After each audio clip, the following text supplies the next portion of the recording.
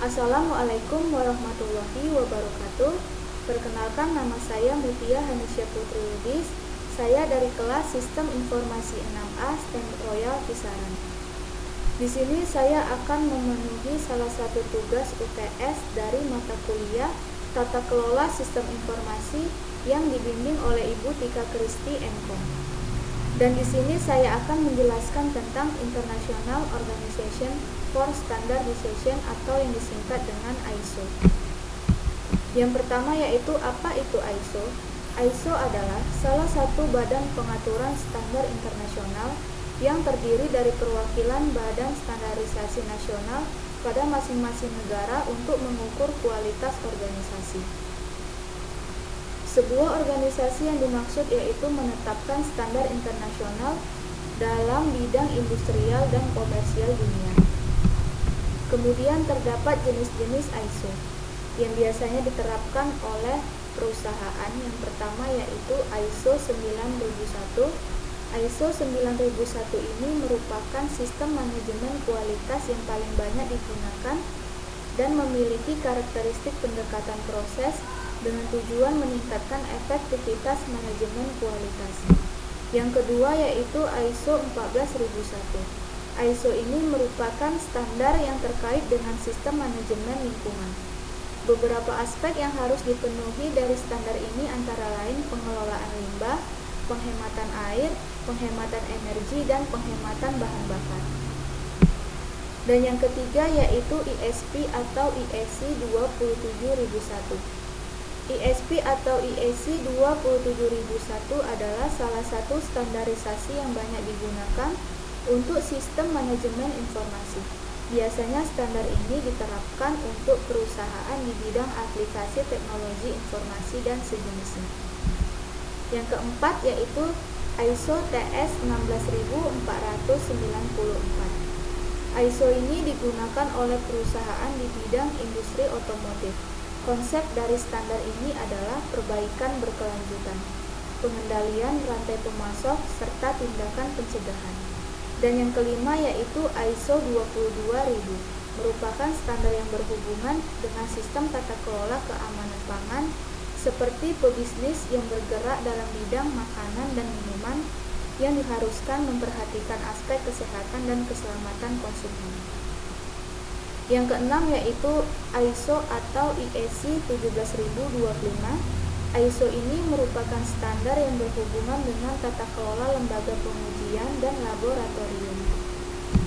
Yang ketujuh yaitu ISO 28000. ISO 28000 merupakan standar sistem keamanan supply chain atau rantai pasokan. Pengadopsi standarisasi ini adalah perusahaan yang mempunyai tingkat ancaman resiko yang tinggi, seperti perusahaan manufaktur alat-alat berat, pertambangan, dan perbankan. Dan yang terakhir yaitu ISO 5001. ISO ini merupakan standar yang ditetapkan sebagai sistem manajemen energi. Tujuan utamanya adalah membantu berbagai lembaga untuk membangun sistem dan proses pemanfaatan energi, misalnya kinerja, efisiensi, juga konsumsi energi. Selanjutnya terdapat tahapan dalam pengembangan standar ISO. Yang pertama yaitu tahap proposal, yang kedua tahap persiapan, dan yang ketiga tahap panitia, yang keempat tahap penyelidikan, yang kelima tahap persetujuan, dan yang keenam tahap publikasi. Kemudian terdapat tujuan dan manfaat dari ISO. Yang pertama yaitu meningkatkan kredibilitas. Suatu perusahaan yang menetapkan sistem manajemen mutu sesuai dengan standar internasional akan mendapat jaminan kredibilitas dan kualitas perusahaan tersebut, sehingga segala kegiatan yang dilakukan oleh perusahaan telah memiliki standar yang terbaik dan mendapat kepercayaan dari konsumennya. Yang kedua yaitu mendapat jaminan kualitas. Perusahaan yang memiliki sertifikat standarisasi ISO pasti memiliki jaminan kualitas dan kredibilitas dengan melakukan proses identifikasi, eksekusi, dan analisis supaya sesuai dengan mutu standar internasional. Yang ketiga yaitu meningkatkan kepercayaan. Suatu perusahaan yang telah memiliki sertifikat standarisasi ISO cenderung lebih dipercaya dan mampu menarik dan membuat para konsumen percaya dengan produk atau jasa yang dihasilkan perusahaan. Yang keempat yaitu penghematan biaya. Suatu perusahaan yang menerapkan standar ISO mampu membuat manajemen khusus yang bisa membantu untuk mengetahui kinerja perusahaan. Dan yang kelima yaitu mengoptimalkan kinerja karyawan. Dengan menggunakan standarisasi ISO dapat memotivasi karyawan agar menjaga kualitas, efisiensi, dan produktivitas sesuai standar ISO yang ditetapkan.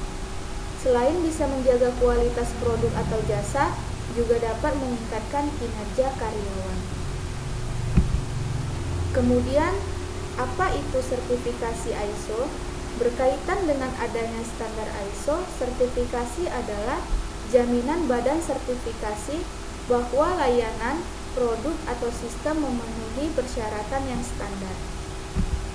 Di sini terdapat badan sertifikasi yang menerbitkan ISO antara lain yaitu yang pertama Sukovindo International Certification Service, dan yang kedua yaitu SGS International, yang ketiga yaitu Birui Veritas, dan yang keempat yaitu TUV, dan yang kelima yaitu Global Certification.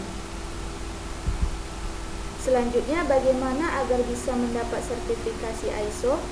Tahapan yang harus dilalui oleh perusahaan agar bisa mendapatkan sertifikasi ISO yaitu yang pertama, membuat komitmen untuk menerapkan sistem manajemen ISO dan memastikan bahwa standar ISO yang dipilih sudah tepat bagi perusahaan. Yang kedua yaitu menggunakan jasa konsultan ISO. Perusahaan dapat menggunakan jasa konsultan ISO untuk membantu memberikan strategi implementasi dan mampu meningkatkan nilai proses bisnis. Dan yang ketiga yaitu melaksanakan pelatihan ISO. Menetapkan waktu pelaksanaan pelatihan ISO untuk seluruh karyawan yang meliputi pelatihan awareness atau pengenalan, dokumentasi, dan internal audit.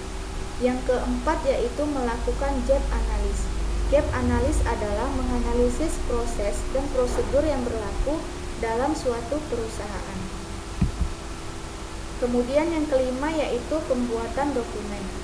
Setelah melakukan gap analysis, tim ISO membuat dokumen sesuai dengan persyaratan ISO yang akan diterapkan, seperti standar kerja, instruksi kerja, dan formulir.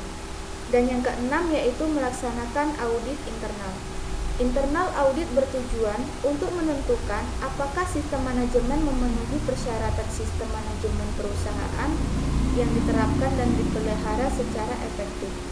Dan yang ketujuh yaitu tinjauan manajemen, di mana tinjauan manajemen ini mencakup kegiatan perencanaan dan pelaksanaan. Tinjauan manajemen melakukan follow up terhadap pelaksanaannya serta pelaporan pencapaian hasilnya. Dan yang kedelapan yaitu audit sertifikasi ISO. Tahapan ini sebagai penentuan kelayakan perusahaan untuk mendapatkan sertifikat ISO.